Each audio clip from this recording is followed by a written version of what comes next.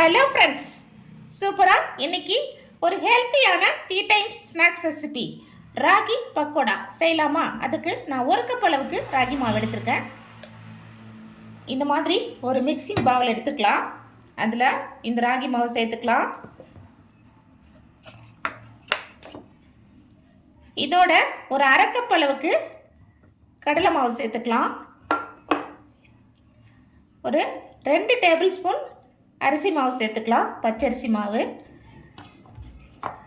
இதோட ஒரு 3 பெரிய வெங்காயம் இந்த மாதிரி நீல வாக்கில் நறுக்கி வச்சுருக்கேன், இதை சேர்த்துக்கலாம். இதோட ஒரு நீட்டு பச்சை மிளகாய் பொடியாக நறுக்கி வச்சுருக்கேன், அதையும் சேர்த்துக்கலாம். இதோட கருவேப்பிலை கொத்தமல்லி அதையும் சேர்த்துக்கலாம். இதோடவே வறுத்த தோல் எடுத்த வேர்க்கடலை அதை சேர்த்துக்கலாம். சேர்த்துட்டு இதை நல்லா மிக்ஸ் பண்ணிக்கலாம்.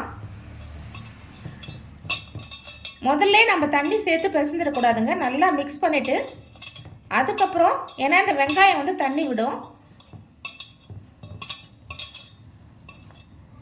இப்போது நல்லா மிக்ஸ் பண்ணிட்டேன்.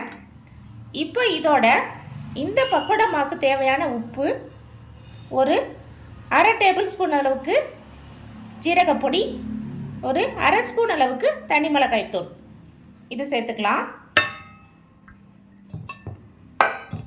இதையும் சேர்த்து நல்லா மிக்ஸ் பண்ணிவிட்டு இதில் கொஞ்சம் கொஞ்சமாக தண்ணி சேர்த்து பிசைஞ்சிக்கலாம். பக்கோடா மாவு பதத்துக்கு பிசைஞ்சு எடுத்துக்கலாம். பக்கோடா மாவை நல்லா பிசைஞ்சு எடுத்துட்டேன். இப்போது இதை பொரிச்சிக்கலாம் ஃப்ரெண்ட்ஸ். பக்கோடா பொரிக்கிறதுக்கு ஸ்டவ் ஆன் பண்ணி கடாய் வச்சு அதில் எண்ணெய் ஊற்றி நல்லா சூடு பண்ணி வச்சுருக்கேன். இப்போது இந்த ராகி மாவை கொஞ்சம் கொஞ்சமாக இப்படி உதுத்து விட்டுக்கலாம்.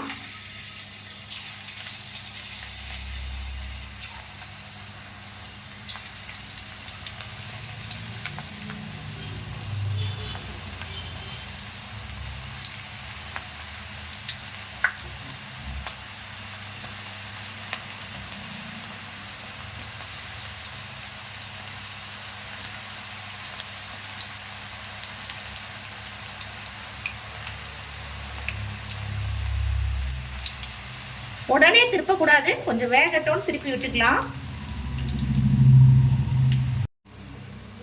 நல்லா திருப்பி விட்டுட்டோம் ஃப்ரெண்ட்ஸ். இப்போ எடுத்துக்கலாம்.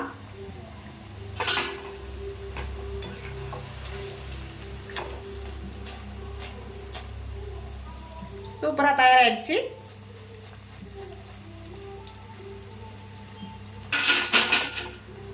இதே மாதிரி அடுத்தடுத்த பேட்சும் பொரிச்சு எடுத்துட்டு உங்களுக்கு காமிக்கிறேன். ஃப்ரெண்ட்ஸ், பொரிச்சாச்சு எல்லா பக்கோடாவும்.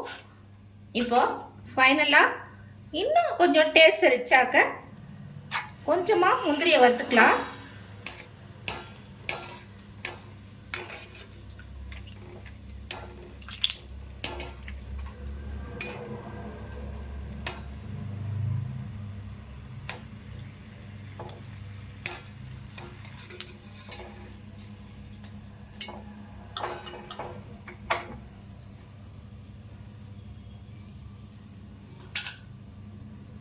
இதோட கொஞ்சமாக கருவேப்பிலை சேர்த்துக்கலாம்.